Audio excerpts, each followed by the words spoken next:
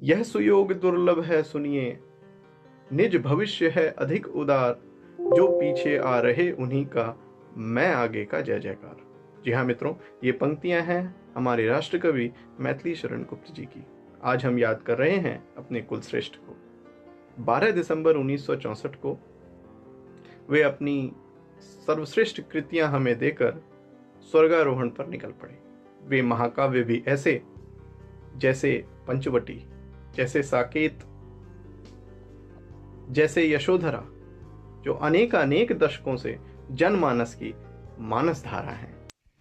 मैथिली शरण गुप्त जी का जन्म 3 अगस्त 1886 को पिता सेठ रामचरण कनकने और माता काशीबाई की तीसरी संतान के रूप में झांसी के पास चिरगांव में हुआ। कम आयु में अपनों का दूर जाना उन्हें कविताओं के समीप ले गया और शुरुआत हुई भावों को शब्दों से सुशोभित करने की। हेमंत उनकी पहली हिंदी कविता मानी जाती है। जल्द ही वे आचार्य महावीर प्रसाद द्विवेदी जी के संपर्क में आए। कुछ ही दिनों में वे आचार्य जी के मार्गदर्शन में, जिन्हें वे अपना गुरु भी मानते हैं, सरस्वती जैसी बहुप्रतिष्ठित पत्रिका के मुख्य कवि बन गए। प्रथम काव्य संग्रह रंग में भंग, जो अंग्रेजी हुकूमत के खिलाफ पहली कविता मानी जाती है। फिर 1905 में बंग भंग, बंगाल विभाजन का गुस्सा समेटे जयद्रथ वध का प्रकाशन हुआ। सन 1912 में राष्ट्रीय भावनाओं से ओतप्रोत भारत भारती का प्रकाशन किया गया।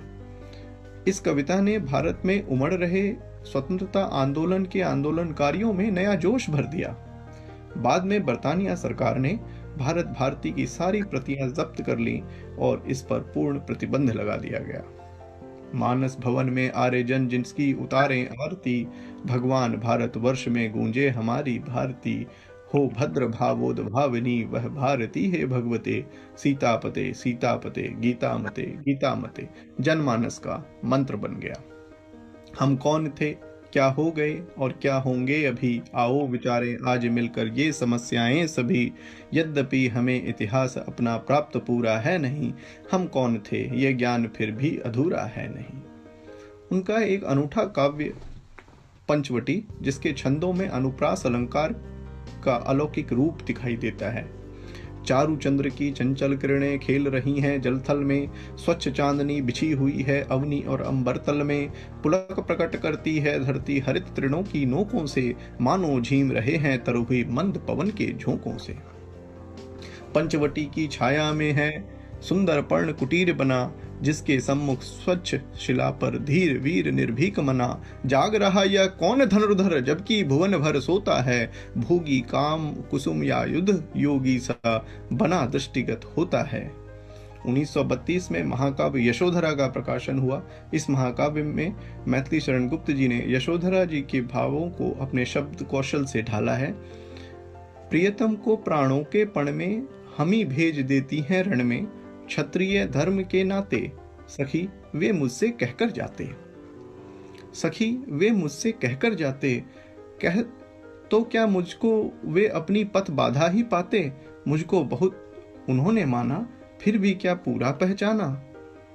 साकेत 1939 में प्रकाशन हुआ और ऐसा कहा जाता है कि इसमें उन्हें 17 से 18 साल लगे साकेत को लिखने में।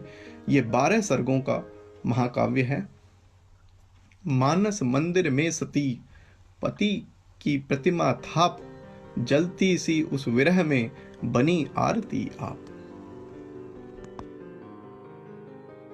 उनकी कविताएं हमेशा जनमानस की होती थीं, जनसाधारण के लिए होती थीं।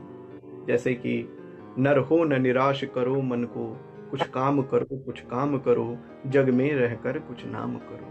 यह जन्म हुआ किस अर्थ हो, समझो जिसमें यह व्यर्थ न हो, कुछ तो उपयुक्त करो तन को, नर हो न निराश करो मन को।